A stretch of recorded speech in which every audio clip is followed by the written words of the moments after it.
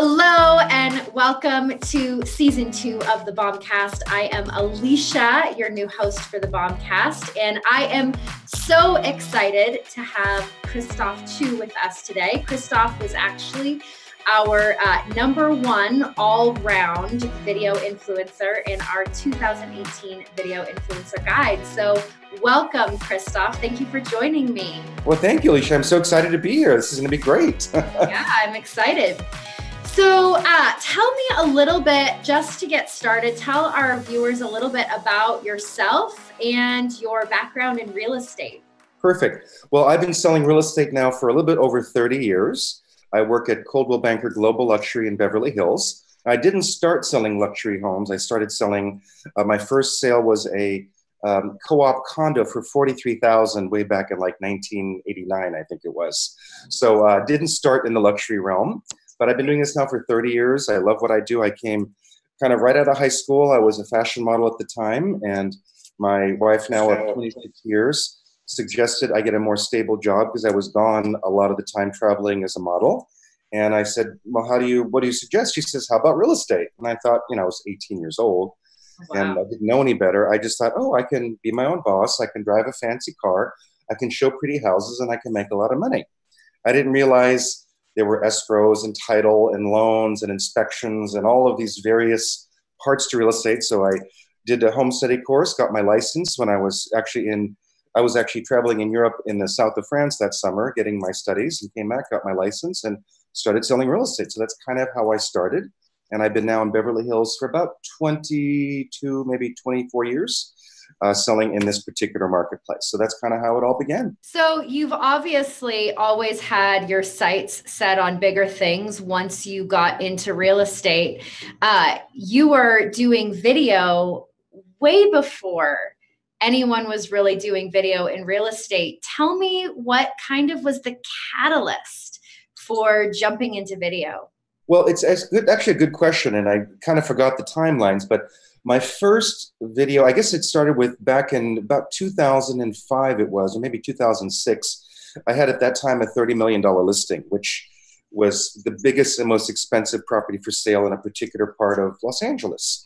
And it was very exciting to have this beautiful property, incredible looking, and I did a couple of TV shows for that listing. And I thought, this is a great way to market properties. And I thought, okay, why didn't I do my own video? So I did my first property video at that time, and sporadically from 2005 or 6, I did a couple of property videos. Didn't really think much of it. I hadn't sold anything from those videos, but I created a YouTube channel. And then back in, I think it was 2008 or maybe 2009, I was at a Tom Ferry conference. Tom's been my coach for many, many years, and I've known Tom for 24, 25 years. And he had brought out Gary Vaynerchuk to speak to us. And Gary Vaynerchuk basically said, you're Mr. Beverly Hills, your lifestyles are the rich and famous. Why don't you start being a DJ for content in your community? And I was still young enough at the time that I understood what a DJ meant, which is you take different discs, different things, and you spin it to your sphere. So I went out that afternoon and bought my first flip cam. Do you guys remember flip cams? It was like 5 o'clock in the afternoon, the end of the day. It was in Palm Desert. It was the middle of August. It was like 118 degrees. I went to Best Buy, bought the flip cam, and my assistant was with me, and I shot my first video. And I just basically said, why am I here in the middle of Palm Desert in the middle of August and 118 degrees, but I'm here at a conference learning, growing, getting new technology and new ways to help my clients sell their property. And that was my first video. And I started doing more and more video, all kind of videos, property videos. In the beginning, they were not very good. And I remember 4 years into the videos, I said, Tom, because to me, anything I do, I want to monetize it. Yeah. And it was 4 years into it. And I remember very clearly, it was about 800 videos in. Now I'm at about 2,200 on my YouTube channel, but it was about 800 videos in. And I hadn't made any money from it. And I kept saying to Tom, what's the point of all this? I mean, it's nice to do videos, but if I'm not making any money, it just doesn't make any sense. He says, keep doing what you're doing. You're on the right track. It's going to happen. And pretty shortly thereafter, maybe within a month or so, I get one of those magical calls, which I expect every day. I expect miracles and magic to happen every day. It's one of my affirmations. I get this call from a lady named Demetra Natsis, she's a good friend now after many years. And she basically talked about her experience of working with an agent, didn't work out. I said, how'd you find out about me? She said, I saw a couple of your videos. I said, well, what made you decide to call me for my videos? She says, two reasons. Number one, you were really honest. And I said, well, how so? I was doing a driving tour of a particular neighborhood in Bel Air called Stone Canyon. And I was honest. I said, if you're a sun lover, this may not be for you. It's a beautiful neighborhood, lots of trees, very rustic, very much a country feeling, 5 minutes from Beverly Hills, but it's in a canyon. So if you love the sun, you're going to get the sun later in the morning and it's going to leave earlier in the afternoon. So she was about to buy a house on that street, but discovered during her inspections that it was dark at 3 o'clock in the afternoon. So the second reason was she said she saw my helicopter video, which was my first big production video, which kind of put me on the map for videos because no one was doing them. And I did this helicopter tour of the most expensive homes in LA. And she said, well, if you'd spend that much money to do a helicopter tour, you'll spend money to market my house. So from that call, I sold them a house for over 10 million. I sold their house for 5 million, sold their friend a house for 6 million, and then 2 other deals within 95 days that equaled like 26 million in sales. So wow. I'm glad I listened to Tom, my coach, and I kept doing it because it was only a short time thereafter. And that's kind of how that all started. That's awesome. And I've been doing it ever since. Yeah. Yeah. We obviously, we talk so much here when I'm teaching about this idea of know, like, and trust, and how video really does give you the opportunity to build up that know, like, and trust, which you just talked about. She recognized you. She liked that you were honest. Yep. And you do a big combination of both the more highly produced helicopter type luxury videos and then quite a few off the cuff cell phone videos. I noticed that when I went to your Instagram and to your YouTube, there's just as many videos of you being human. Yes. Do you feel like that's been an important piece of building that connection and the relationship with people before they meet you? Absolutely. There's no question about that. The key to now having done this for so many years and having so many videos online, and I think we're about 8, between my 2-3 YouTube channels, almost 10 million views altogether. I do study them. I look at the comments of followers, and I have about 25,000 followers on my main YouTube channel. And I do respond back and I comment and I look at what they're interested in. And as much as I really love the high production videos of the beautiful houses that take a lot of time and planning, sometimes they can take 3, 4, 5 days to shoot, and a tremendous amount of brain power to engineer a story and then to shoot the story and then make sure it's edited correctly. So, but the consumers really like the raw, real deal. That's what they want. My number one videos on YouTube, consumers like my just take my phone. I'll do a production video on just about every house with a video crew and kind of like a TV show, since I've been on a lot of TV shows. But when I just turn my camera on, just my little phone, and I talk and say, hey, let me take you on a tour, and I walk them through the house, that's what the buyers really like. And then secondly, the driving tours, because buyers really find out about neighborhoods. And if a consumer, whether it's a buyer or a potential seller, calls me and I will say, how'd you find out about me? And they say, oh, I saw your videos. They're calling me because they want to do business. Yeah. Because they've already seen me. Like you said, they like me, they know me, they trust me, and they want to do business. Just this last weekend, I had the buyer from London had been contacting me for the last couple of months. Wanting to buy a property, and he flew out to LA just for 2 days to look at one specific property that we're in negotiations on. And I said, well, how'd you find me? He found me from my videos. Because I did a few videos, since I work with a lot of foreign national buyers and sellers, talking about what's involved as a foreign national buying a property in Los Angeles and what's involved as a foreign national when you sell a property in Los Angeles. He found those videos. He liked me. He flew out to see a property, and hopefully we're going to open escrow today on that, from giving information, not just information, because anyone can get information, giving them insight and into that. So yeah, videos. If they call you and I always ask again how they found out about me. If they've seen my videos and that's why they're calling me, very likely they're going to do business with me. Yeah. How long did it take you to build up the YouTube following that you have right now? Because we have a lot of people that are just finally really pushing into video. They've been listening for a long time. Tom Ferry's been saying for years and years, you got to do video. And we've seen just over the last year, a lot of people finally jumping in. Yeah. But how long did it take you to build up that following? What's a reasonable expectation for someone as they're trying to build their video platform? That's a good question. Well, let's just say I've been actively doing the videos for about, let's just say 10 years to be rough. I would say my YouTube subscriber following has increased more so the last 3 or 4 years.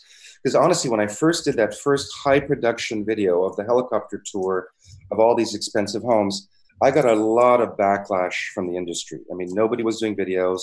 These brokers were very upset that I had aerial footage of their listings and properties, but I wasn't claiming I was listing them. I was just talking about the luxury market in LA. So it's taken a long time. And it's so funny because after the the winner list came out a couple months ago on several Facebook video channels, people are like, oh, they were posting their YouTube channel link to say, follow me, I'm building subscribers. And I was kind of clicking them and following them so I could learn from other brokers. But what was interesting, most of them were just trying to get over 100 followers, which I don't even remember when mine was at 100 followers. But I've never done anything specifically to gain followers. I think you do, I shouldn't say you think. If you do the content that people want, they will want to follow you. And that's why my YouTube channel is tremendously varied in what I do. I mean, I have little silly videos with me and my dogs. I have my walking tours. I have my driving tours. I have my parties. I have my shopping. I have my travels.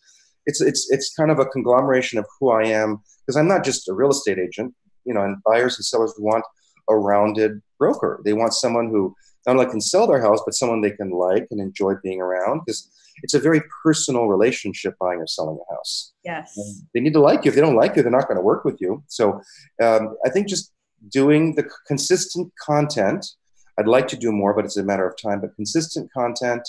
But I think the key to it is, you know, because when you hire a production crew and a video crew, you got to plan it, schedule it. It's a lot of work. So quite often I'll just, something will cross my mind. I'm like, oh, I want to do a video about that. I'll just get my tripod, put my camera on, shoot. If no one's here, shoot it in reverse and put it online. And I don't edit my videos at all. Like my personal videos, they're not edited. They're just one take and I put them online. Now, luckily, I'm able to do one take videos. I think that's probably hard for most people. Most agents, the biggest concern they have is, oh, they don't feel comfortable in front of the camera. They don't know what to say. And I said, it's really simple. I said, whether the camera is there or not, you look the way you look. That's just the way it is. So, so you're not going to go to see all your clients today because you don't think you look right? Well, then you're going to, you know, it just makes no sense to me. So to me, whether the camera's on or off, it's exactly me, who I really am. And I make a lot of mistakes in my videos. I often say silly things and catch myself and laugh at myself. So, and the people want the real, natural you. When I do silly videos, or people love that. People really like that. And I'm very aware of that because I'm in Beverly Hills. I work in a very high-end luxury market. I tend to be more on the polished side in terms of how I present myself. So I think it's really good when I can show myself in a raw, more natural state. It makes people connect with me more. I just think to build followers, just keep putting out content and, you know, survey your people. Do videos and ask people, what kind of videos do you want to see? Ask questions on Facebook, YouTube, Instagram. What kind of videos are of interest to you? And I try to keep a master list of videos or content, or when I watch an interview or go to a seminar and they talk about different topics, I'm like, wow, that's a great topic. Wow, that's a great topic. And I'll figure out when I can weave that into my day and do more content about those things. Yeah. Yeah, I think keeping a note of pieces of content that you think are going to be valuable are important. But I love what you just said about being authentic and being able to present yourself in a more real way, because that is the piece that is so many people struggle with, is that they want so much to always, you know, have it professional and it be edited and have all of these elements that make it look more like a piece of marketing. Right. And they're afraid to have that human element where, you know, you've said it already. I see it on a regular basis. The human piece is what gives people an opportunity to really get to know you more. Yes. Yeah. I remember one night, I had a really rough day. And I don't like to post negative videos. I mean, my videos are always positive. I mean, there's enough negativity out in the world. You can open any paper or watch TV and it's all about negative. So I don't talk about negative things. However, it was a particular day. It was very long, very stressful. I was taking a shower, and in the shower I was thinking and thinking that my instinct said I got to do a video. So I went in my closet, just held the camera and did this really raw. I just cut myself to here, but I had my robe on. And I just talked about having a rough day and how I was going to get over that. And I recorded the video, and for about an hour and 15 minutes, I kept looking at it thinking, should I post it? Shouldn't I post it? Should I? I'm like, no, I can't do this. It's too raw. It shows me here. And I just came out of the shower. My hair's messed up. But I posted it. And I got so many positive comments that people saying, I was feeling like that today too. So I just think when I have that little voice in my head that says, do a video or post a video, yeah, I'll do it. But the really raw ones like that, quite often my second guessing is like, oh no, don't post that. And I just kind of shut that down and I post it anyways. Yeah. Well, I'm glad that you shut that down and that you push towards more authenticity, because I think that's what we all want.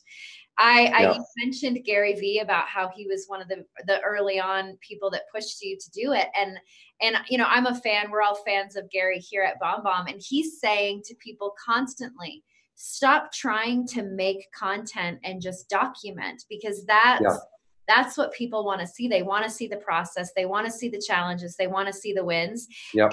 And they enjoy seeing the flashy stuff too. It's, you know, you're using your whole toolkit. So well done on that. Yeah, you got to be well-rounded. I mean, if you're a well-rounded person, share all the bits of your circle, you know? Yes. And we all are more rounded than just one aspect of our business. Exactly. So how do you decide which pieces of content go on YouTube, which pieces of content are for Facebook or Instagram, your personal page versus a business page? We get a lot of people wanting to know, you know, should I only be posting on my business page? Will my friends get mad if I post business stuff on my personal? How do you make those decisions? That's a really good question. And it's been in the beginning when I started, I was doing maybe 80, 90% business all over the place. I try to do maybe 40% business on my personal and the rest business. And then on the business page, I try to do like 80, 90% business and then the rest personal. But I do interject the personal stuff on that. I do post my videos pretty much on any platform I can. Again, depending on the length of the video, some of my videos are 18, 20 minutes long when they're market updates or very in-depth things. So that can kind of only go on YouTube or Instagram TV, which is 10 minutes. So it's got to be edited twice.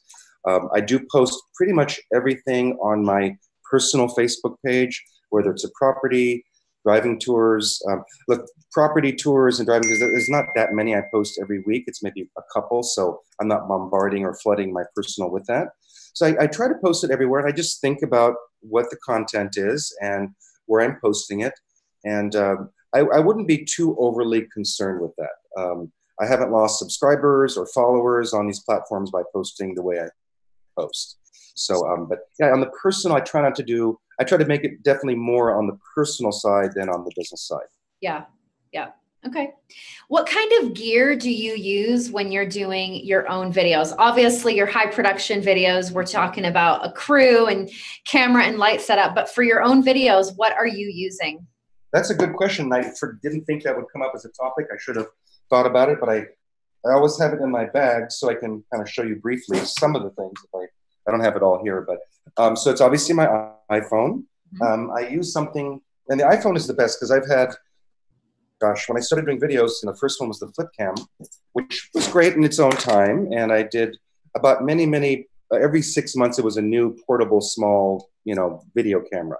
So I would try different ones. And I bought the big SLR cameras. I mean, I've tried every camera there is, but once the iPhones really started getting good, I switched to the iPhone because the iPhone I always have with me. All the other ones, you have to carry a camera and equipment, and those big SLRs, I don't want to go to a party, especially a lot of parties. I don't want to bring an SLR to a party, but my phone is always with me. So having done that, so it's just the regular iPhone, which has a special case for something called an Olo clip. Have you seen Olo clips before? I have not. What an Olo clip is, it's a wide angle, it's a telephoto, it's like 4 to 6 different lenses So this is a Olo clip case. I just pop this on the back, and then I now have a wide angle lens, which I needed because when I would do my house tours with my phone without the lens, you couldn't get the whole room. You could only get part of it because it wasn't wide enough. So this now way I can get the whole room. So I always have this, and it's got this little handy clip that I can literally clip on my belt, even for a party, just clip it on there. I have this silly little thing called social light. It's a little light, so I just pop it on my phone like this, and it doesn't cover the lens, and it lights up my face when I'm doing a selfie video. So that's with me. Then I have a little adapter for my tripod, because I do bring a tripod with me, not to parties, but whenever I travel, I always have a tripod, because I'm not always with someone to do a video. So I have this little thing that just pops the phone in there, and it goes on the tripod, and it can go either way. And I have all of those. I don't have it with me, but those stabilizing holders, like a gimbal. Yeah, all those things. So whenever new equipment comes out, I buy it, I test it, I try it, and also luckily, because I'm a pretty big video influencer, a lot of these companies send me these products as gifts to see what I think of them and try them out, which is nice. Yeah. So I'm always looking for something new and something different and unique. That I just recently got a 360-degree video camera accessory, which is a different case with a different lens, but it does 360 videos, which are pretty cool. And that goes right on your iPhone as well. Yeah, and then when you watch it on Facebook and YouTube, you literally see it in 360. So if you're on your phone, you turn the phone, or you go up and down, or you use your little finger to swipe it, and you can look at the whole room any direction you want. So so I do test and try many different things, and I go to a lot of conferences, which is why I'm going to Bomb Rehumanize. I mean, 3 days or 2 days of just talking with the video experts in the country. I mean, I'll learn so much from them. Hopefully I'll share a lot with them as well. And I'm always open to opportunities, open to ideas, and try and test, see what works for you. Obviously, all of these gadgets and the tools that you have now make it a lot easier than when you started out. But what would be your advice for any of our viewers that are just getting started into video? What would be your advice, and then what type of gear would you recommend that they start with? I don't think they really need to go out and buy anything. I think they just need to. Almost everyone in the world has an iPhone or a Google phone or an Android phone. They take incredible videos, and part of why I like these better is what I discovered in many, many testings, the flip cams and all those cameras and even the SLRs, they wouldn't stabilize a video. So you take the video, and especially when the driving tours with the car bumping around, I'd play the video and it was just wobbly. And then with my Facebook, YouTube channel, you could stabilize it, but it would stabilize it in a weird kind of way. So the iPhone, for example, when you take a video from the iPhone app itself, it automatically stabilizes the video. So I think don't worry about equipment, just use your phone. Maybe get a tripod mount, a tripod and a tripod mount so that you can, not have someone hold. I think that's kind of important.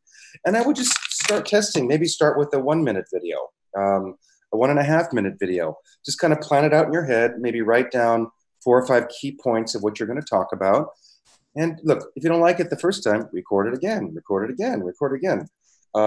Luckily, I'm pretty much a one-take person with videos because I don't care if I make a mistake. It's normal and natural. But I remember being on some TV shows with other agents, and they'd have to retake something 50, 60, 80 times because they just didn't like the way they sounded. Or forget it, that's the way you sound. You sound the way you sound, whether it's recorded or not. So just got to get over it. So just try it, play with it, put it online, see what people have to say. And I love that. Yeah, and most of the agents, when I go to conferences like a week, and I'll always say to them, they'll say, "Oh, I haven't done my video." I say, "Well, give me a guarantee that within a week from now, you're going to send me your first video." And they do, and then they like it, and they start doing more and more. So you just got to try it. Don't overthink it. When you overthink it, you're going to mess it up. Yep. I love that. It's one of the things that I tell people all the time when they ask me the same question. Well, what kind of gear? What should I have for a lighting? And I always say to them, don't create obstacles, because for so many people, getting over that first hurdle of putting their video out there Yep. is a big enough obstacle.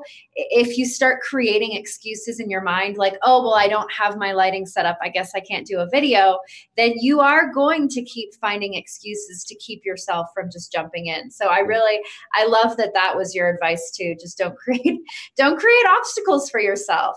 It's a lot easier to make an excuse than actually do it. That's the reality. Yeah, absolutely. In that first video, I remember I didn't want to shoot it I was in my hotel room at the Palm Desert Marriott, and it was really hot. But I had a beautiful view of the mountains and the lake and everything. And I thought, and the lighting wasn't very good, but we did have the tripod. We did have the mount. I bought that at the Best Buys. And I was out there, and it was 118 degrees, and I was just dripping in sweat. I could just feel it. And I didn't want to post it, but I said, oh, what the heck? I mean, I said I'm in 118 degrees. I mean, would expect me to look cool and calm. So yeah, it just doesn't matter. And even today, I think my first walking tour video, which is online, it was a hot summer day in Beverly Hills, and my assistant did the video with the flip cam, and all you could hear was her click, her heels walking all around the house. Heels.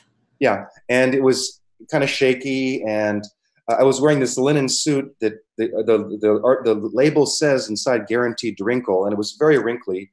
And even to this day, I get comments on YouTube from that old video from 2007 or whatever it was, saying, you got to get some new suits, guy, you with that wrinkled suit. And I just think to myself, if you know how expensive that suit was and that it was made to be wrinkled, so look, none of that stuff matters. And I laugh at those first videos when I see them, because hey, it shows progression of life. I mean, today it doesn't sound like that, but even if I have one today and it's got clicky feet and a little bit shaky and I've got a wrinkled suit, oh well, if it brings me a sale or a new client, I don't really care. well, you're allowed to be human, right? I think we have to give ourselves permission to be human, even in the videos that we're posting. It's unreasonable for a viewer to think that we're not a human being, that we're a robot who can't stumble over a word or clear their throat or say in the middle of a video. Exactly. And it's so funny because sometimes I'll do my videos and record them, and occasionally I'll go back and watch them. And that's one of the things I noticed on a recent video, maybe 4 or 5 months ago, when I played it back. Oh, I know, I was playing it back because I was doing the translation, or not the translation, the closed caption, the words on the screen. Yep. And I said, it was like an 18-minute, I said, probably 26 times. And I even said to myself, I said, geez. And then my next video, I said, I got to make sure not to say, or I think there was a couple of things like that where it sounded awful, but still online, hey, I said 23 times, so what? Yeah, exactly. Well, and when we watch things back, we're so much more critical over ourselves than anyone else is. Yeah. My number one advice to people that are just getting started is don't watch your videos back. We all pick apart things that no one else would notice. Yeah.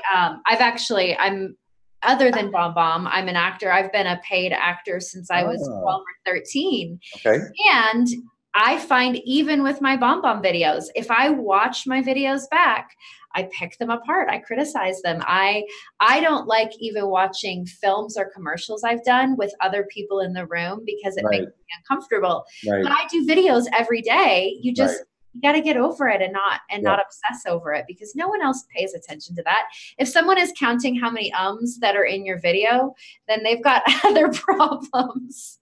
Or I remember quite often I would say the word beautiful over, and I made that word, I always love that word, and I say it over and over. So sometimes people on YouTube will say, you said beautiful 12 times in that property video. So I will say that sometimes now when I've got a production video, or I know I'm going to shoot a video this afternoon, I have printed pages of specific words, like thesaurus words for having to do with luxury or beautiful or exquisite. And I bring those with me so that I can kind of just read that through a couple times before I start shooting, so I don't say beautiful 20 times. So I think those kind of things are good to notice and pay attention and try to be better at. But I think what helped a lot is back, I think it was, I forget what year it was, I was a cast member of a show called Selling LA on HGTV. And so we would go shoot segments, and it would take 45 to 50 hours to shoot one segment for one show. 4 or 5 days, different locations. And I remember in the beginning feeling not really nervous, but unsure, because I've been on individual programs for specific properties, but not really a cast member on a show documenting a buyer start to finish buying a house in 5 or 6. So it's a little different concept. So I always remember it was not scripted. They give us the concept of that particular scene. We talk about, what do you want to say? And I would say what I want to say, and I would never script it, and would shoot it. And I would always be a little concerned of how it came out. And most production crews and TV shows, they don't want you to see or watch it before, they don't want you to do that. So because I would say, oh, can I see it? Oh, no, I don't want you to see it, And those shows, what you sign is whatever they record, they have a right to use. Yeah. I remember the first couple times the episodes came out, the full episodes, and I'm like, oh my gosh, how's this going to look? How am I going to come out? It was totally fine. Maybe I made some mistakes, but I said, that's really me. I mean, there was nothing, that's how I perceive myself day to day, and it just happened to be filmed. So I just realized pretty early on, because it was about the same time I was starting my own videos, that I am who I am. I will be on camera the way I am in real life, and I can't really change that. I can maybe improve it here or there over time, but it is what it is. So whoever you are and how you are, that's how you're going to translate on video. So just, if you're not going to go video, that means you don't like the way you are in real life. So then that's a bigger problem than doing videos. Yeah. You've got an opportunity to do a handful of those kinds of shows, the more big produced HGTV type stuff. Obviously that's the big, fun, flashy stuff. Do you think that, number one, that has actually helped your business? And, number two, was your early jump into video, do you think that helped you have some of those bigger opportunities? That's a good question. Obviously, a lot of agents are doing videos now that were not doing it even a year or two ago. It's really built up a lot in the last couple of years, I would say. Definitely the length of time and the experience, like anything, practice makes perfect. So having done it so many years, so many different ways, and constantly trying and testing, and constantly trying to improve it. Constant and never-ending improvement, as Tony Robbins says, can I, right? So I think that has definitely given me an advantage.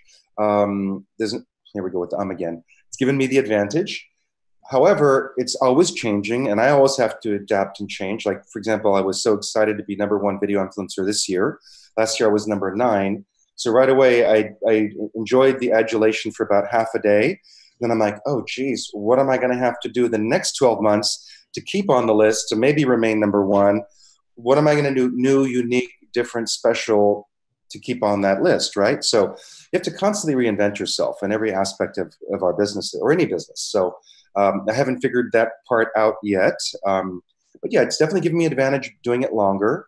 But I just do it. I think that's the difference. Most people think about it, talk about it, plan it, but they just don't do it. I just do it. Yeah, you got to just jump in and do it. I want to ask about Magic Monday, because when I was doing some research and checking you out, I saw a couple Magic Monday videos, and it jumped out at me, and I connected to it right away, because I say magic probably more than just about anyone I know. My quote on the BombBomb employee page is a Roald Dahl quote. Those who don't believe in magic will never find it. Tell me about Magic Monday. Why do you do that?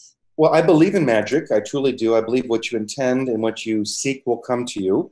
And one of my affirmations every day is, I say, like moss to a flame, I'm a ball of light, love, kindness, joy, and happiness. And I attract all that I design, all those kind of people directly to me. So Magic Mondays, in the studies of many classes I've been to, the #1 day for suicides is Monday mornings. The hardest day for people in the world, apparently, according to psychologists, is Monday mornings. They're over the weekend, they got to go back to work, maybe they're unhappy in their job. So that just seems to be a difficult day. I love Mondays. Mondays are great because the weekend's over, I'm refreshed, and I can't wait to get up and start my real estate work. So Mondays, I have a very particular schedule. 7:30 a.m. is my chiropractor. So on the way back, I've got a 15-minute drive. So I figured, I don't do it every Monday. I should. I figured I'm going to do a quick 1-minute video in my car. I come up with a topic, and I thought, okay, people are depressed on Mondays, or they feel down. Let's make it Magic Mondays, Terrific Tuesdays, Wonderful Wednesdays. I forget the names now, but I did a video about renaming every day of the week. I forget what, Thoughtful Thursdays, Fabulous Fridays, spectacular Saturdays and I forget something Sundays. So I just figured, why not just mentally rename the days so that you have a different frame of reference of how you want that day to go. So if it's Magic Monday, how can I make it magic? How can I make it special? How can I make it magic for myself, for my family, my friends, my clients? And when you do it for others, the magic of the universe brings it back to you. So, yeah, so I should do more of those, but it's just like that day I was just, I thought I'm going to talk about Magic Mondays. And I just turned the video camera on. I just don't really know what I'm going to say. I just start talking. And I just watch the counter. I'm like, okay, it's going to be a minute. I get my point across in a minute. And that was it. Awesome. I'm really, really thankful for your authenticity and the fact that you are willing to do that, both on, you've got your big helicopter tours of Beverly Hills, and then you have just that honest moment of, hey, I want to share some light and inspiration with you. And I think obviously it's one of the reasons why we picked you as an all-around video influencer, but I know for myself, I felt like I was able to connect with who you are as a person right away, and not just, big, flashy, multi-million-dollar Beverly Hills mansions. So what's interesting about that is when I always look at where my business comes from. And this year we did maybe 8 referrals from various agents. And I always ask them, how did we meet? Did we meet in person? How are you following me? What made you decide to call me for that referral? First of all, I put out enough content that I'm constantly in the stream, so they see me, right? That's number one.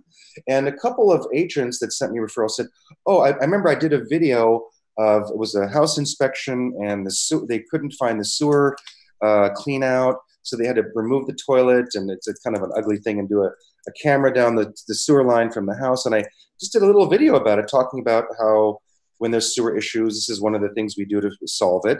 And the broker said, I love your educational videos, and that's one of the reasons why she sent me that referral, and it was a $7 million property. Another one said, you're very inspirational, like those Magic Mondays, and I try to do a couple of those a week.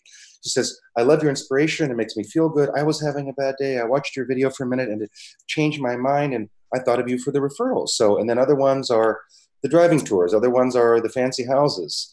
But mostly the real raw ones, that's what gets me business. All the fancy production ones, even all those TV shows, my business from YouTube videos comes from the real ones, not from, because every time I'm on a TV show, I get the video and I put it on YouTube. And I like that because it's nice to show yourself on TV, but those aren't really getting me the business. What's getting me the business is all these day-to-day topics that are real topics. Just, I'm down. How do we get over that? How do I change my mindset? Whatever those are, whatever I just feel inspired to talk about, I do. And it seems to attract others that feel the same way. Yeah.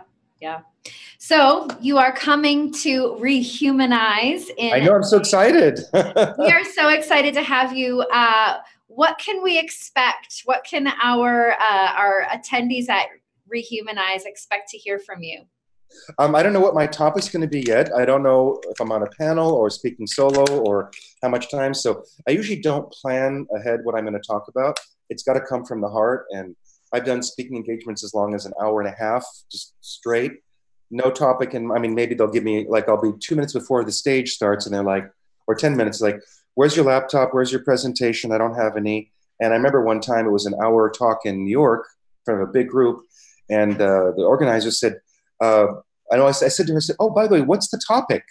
And she kind of had this look on her face of fear, like, and she said, how to break into the luxury market or something like that. Oh, I said, perfect. Give me just a minute. I went to the backstage, just closed my eyes for a minute, just cleared my head, and I went out and I just started talking from the heart. So I don't know what I'm going to talk about, but we'll talk about a lot of different things, from who, what, when, where, how, the ins, the outs, some of the equipment I use. I'll bring all that with me. So, because that comes up, that's a big topic. Yep. I did that at Tom Ferry's Summit this summer. Aside from speaking, I did a breakout just in the room. We had a lot of people, and I brought my whole video equipment thing. And if you go to my YouTube channel, I have a whole video of all the equipment I use. I did a video for people, mostly for brokers, so they can see what and I showed everything. So I'll talk about whatever I think is going to be helpful. I like it when people ask questions, and I can answer those, because then we know really what's important to them. Yeah. So I don't know, but I'm going to learn a lot too, because a lot of my great friends that are in the video world are all coming, and a lot of my friends that come see me speak, I invited them, they're coming. So it's going to be great, and I hope to give a lot of value. I'm sure you will. It's going to be exciting to hear from so many people that are doing video in so many areas. We're all going to learn a lot. I'm excited. Yes. Well, Christophe, thank you so much for your time today. It was an absolute pleasure to get to meet you, and I will look forward to meeting you again in person in May. Yes, there'll be lots of learning, lots of fun, and look, how can you go wrong going to Denver? Beautiful Colorado. Hopefully you'll have some nice snow. Enjoy the beauty around you. Share who you are, what you are, and whatever you think is important and wonderful in your world, share that. That's what people want to see. And people are your friends. They're your clients because they like you and they want to be around you. So share more of that, whatever that is. Even when it's a pouring rainy day, I'll show the rain, and because I'm so excited that we have rain in Los Angeles, you know? Whatever it is, there's always something you can share. It's fun, beautiful, interesting, unique, or special, or can make someone's day better than it is. So. I love that. I think that's a perfect wrap up to what we talked about, that idea of just do it and be authentic and share what's in your heart, and people are going to connect with that. Yeah.